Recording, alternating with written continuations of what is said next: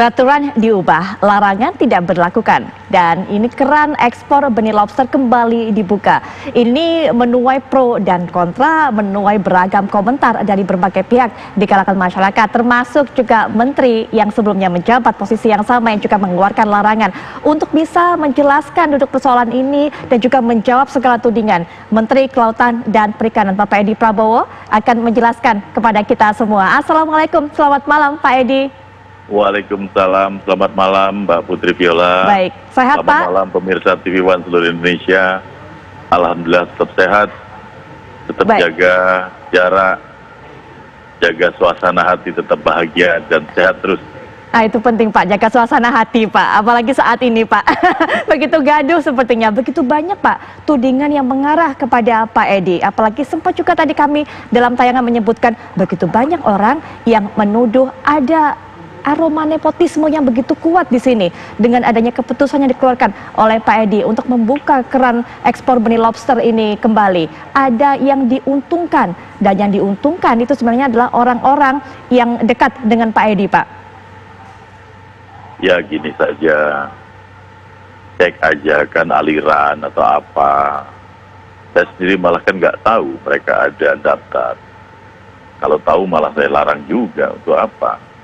Kan, tapi intinya begini, masalah ini kan sudah terjadi. Kalau memang itu terjadi, saya juga kan nggak bisa ngatur siapa yang akan mendaftar, karena pendaftarannya juga terbuka dilakukan oleh tim. Saya tidak ikut-ikutan dalam mendaftar, menentukan pendaftaran. Ada beberapa surat menyurat yang masuk ke saya, ke meja saya. Salah satunya ada yang minta izin, ya saya disposisi kepada tim. Kami persilakan, nggak banyak. Nah, dulu juga masalah izin, waktu saya keluarkan pertama 9 nama perusahaan dianggap saya diskriminasi. Padahal waktu itu proses terhadap verifikasi terus berjalan. Dan saya akan terus membuka ini untuk semua pelaku usaha, semua siapa saja. Dan ini berlaku kepada operasi juga boleh. Perorangan, kenapa masalah perorangan? Karena kalau perorangan kan dia nggak bisa ekspor. Ya kan, nah perorangan ini hubungannya dengan budidaya, silahkan saja, semua boleh kok. Anda siapa yang merasa yakin bisa melakukan budidaya, melakukan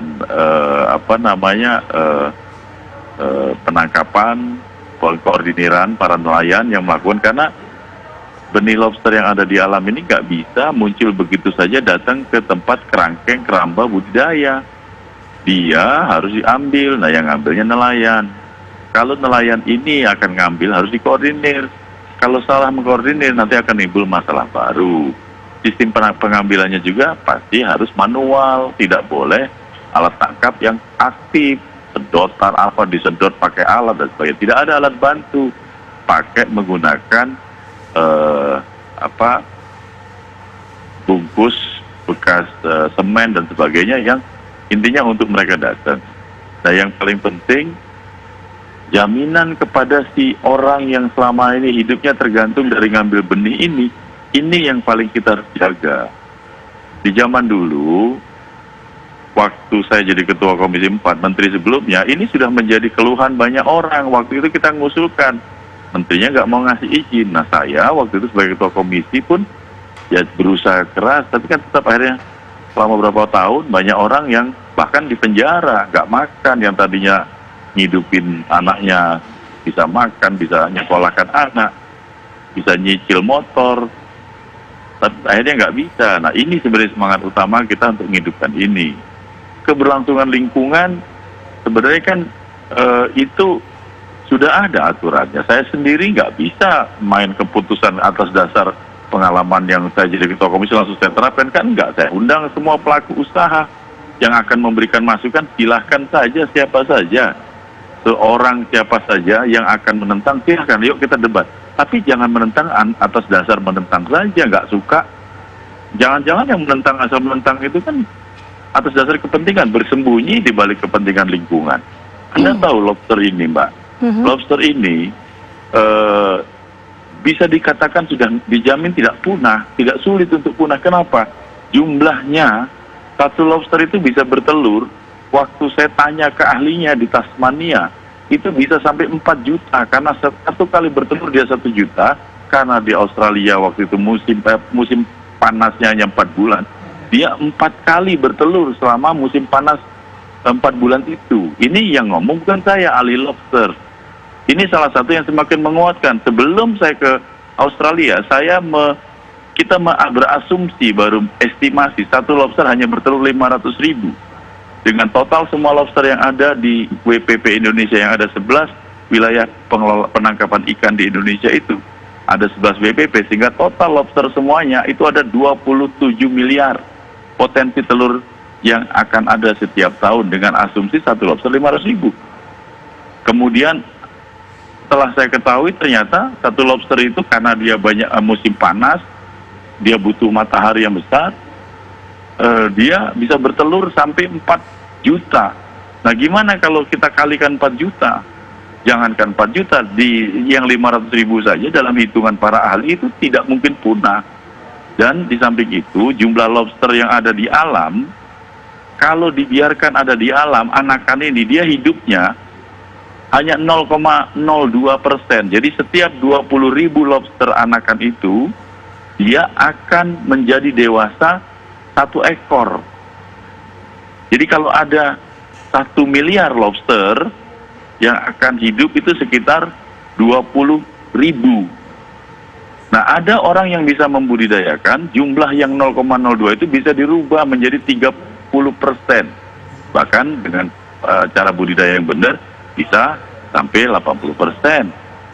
Bukankah ini potensi untuk melakukan budidaya yang benar, untuk meningkatkan potensi lobster di Indonesia? Sementara kita kalah sama Vietnam. Sementara ini kita tanpa sadar maupun tidak sadar, itu lobster kita, anakan ini sudah dilakukan pada saat penyelundupan.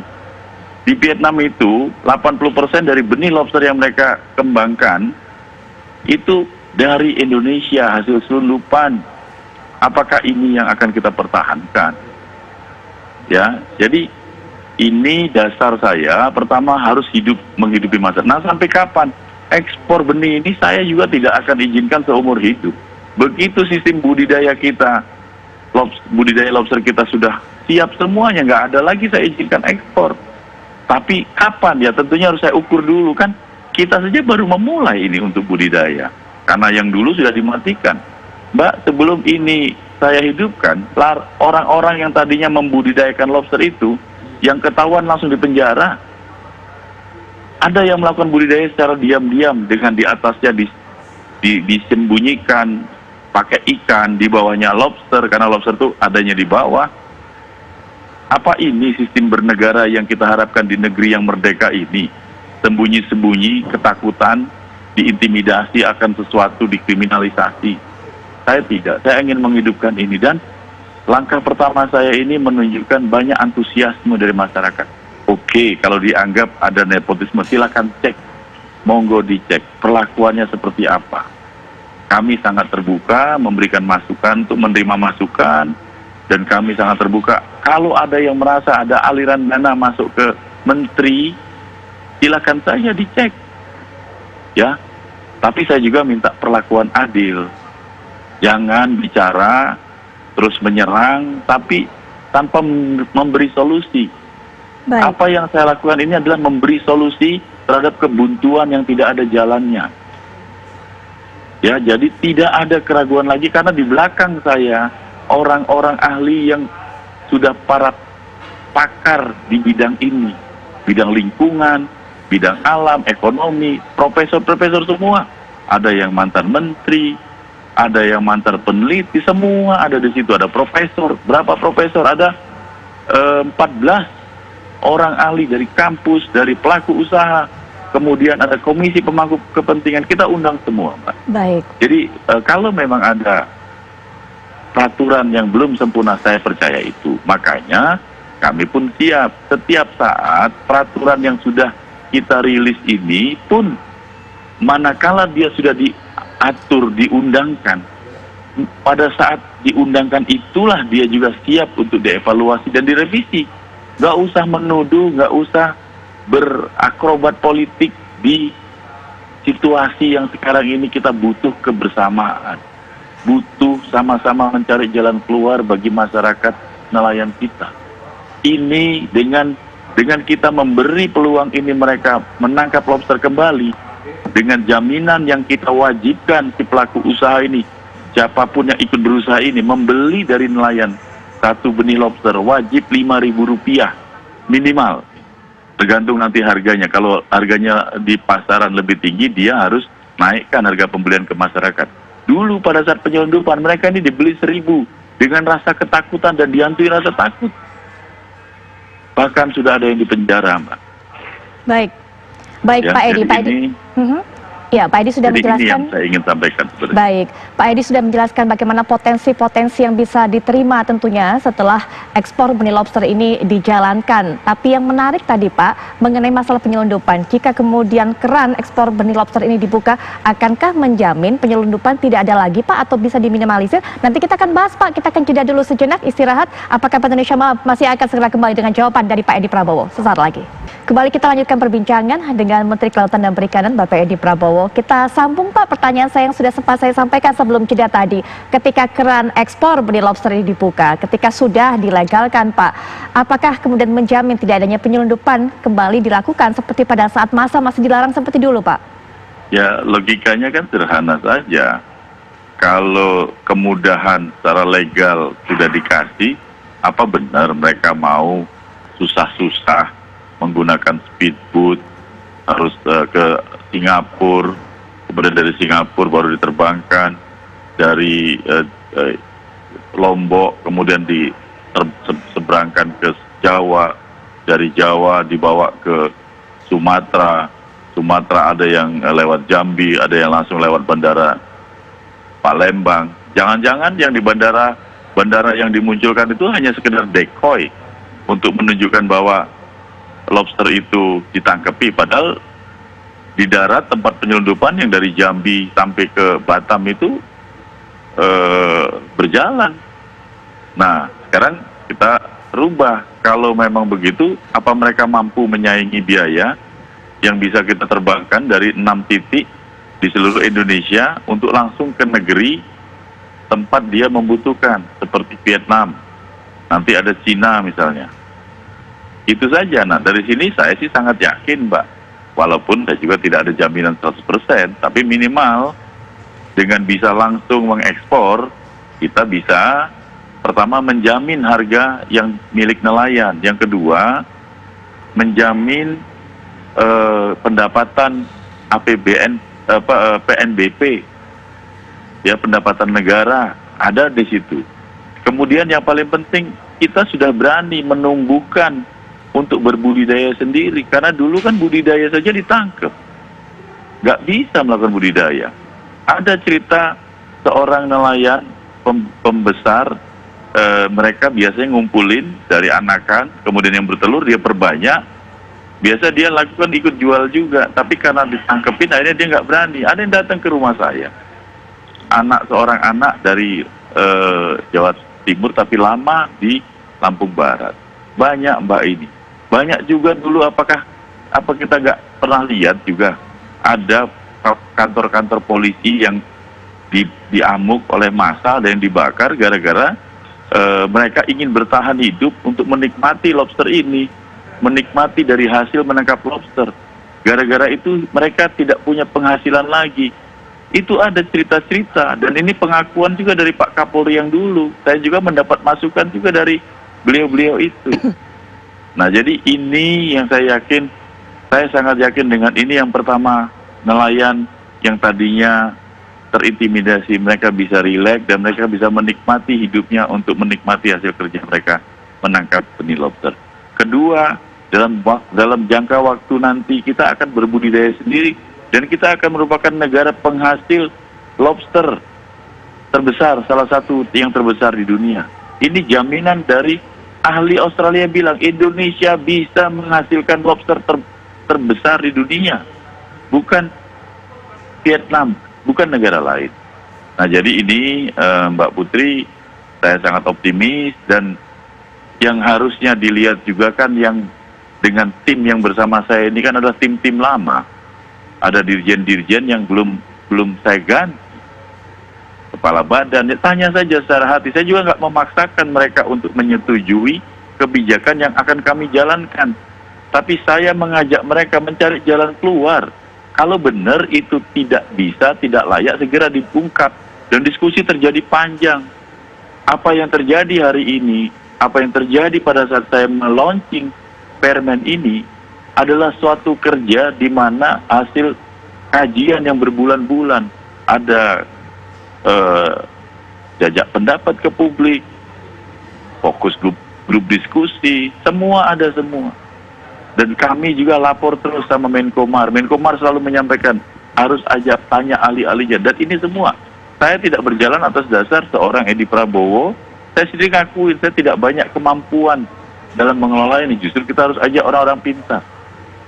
Jadi Mbak Putri, saya sangat yakin dengan kita melegalkan ini, kontrol terhadap lingkungan masih dalam kontrol. Karena setiap lobster yang dibudidayakan, si pelaku usaha ini menangkap lobster itu, misalnya dia membudidayakan dan menangkap total semuanya kan didata, ini kan termasuk dia mau mengekspor itu kan terdata dari perusahaan apa, PT apa, koperasi apa. Misalnya ada 100.000, berarti dia wajib mengembalikan 2% dari total yang telah dibesarkan. Sehingga untuk dikembalikan ke alam, restocking istilahnya. 2% dari 100.000 itu kan berarti sekitar 20.000 ekor dimasukkan ke alam lagi. Berarti kan bukankah ini semakin memperbanyak? Ini pun belum ada jaminan. Kenapa? Siapa tahu semakin banyak juga malah bukan lebih bagus. Ini juga tetap kita kaji. Kita semua terbuka dan kita nggak mau juga keras-kerasan. Saya menganggap aturan ini adalah buatan manusia, bukan kitab suci. Jadi kalau ini ada kesalahan, ada yang harus diperbaiki, perbaiki.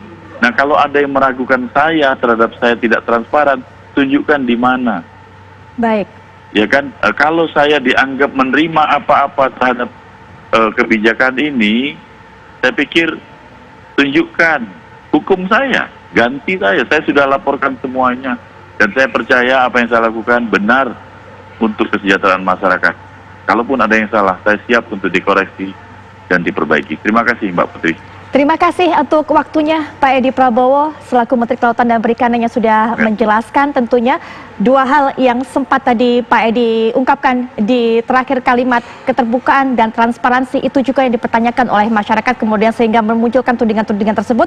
Kita harapkan untuk kedepannya juga bisa segera mereda polemik ini Pak. Sekali lagi terima kasih Pak Edi Prabowo untuk waktunya dan juga berkenan memberikan informasi di Apa Kabar Indonesia Malam.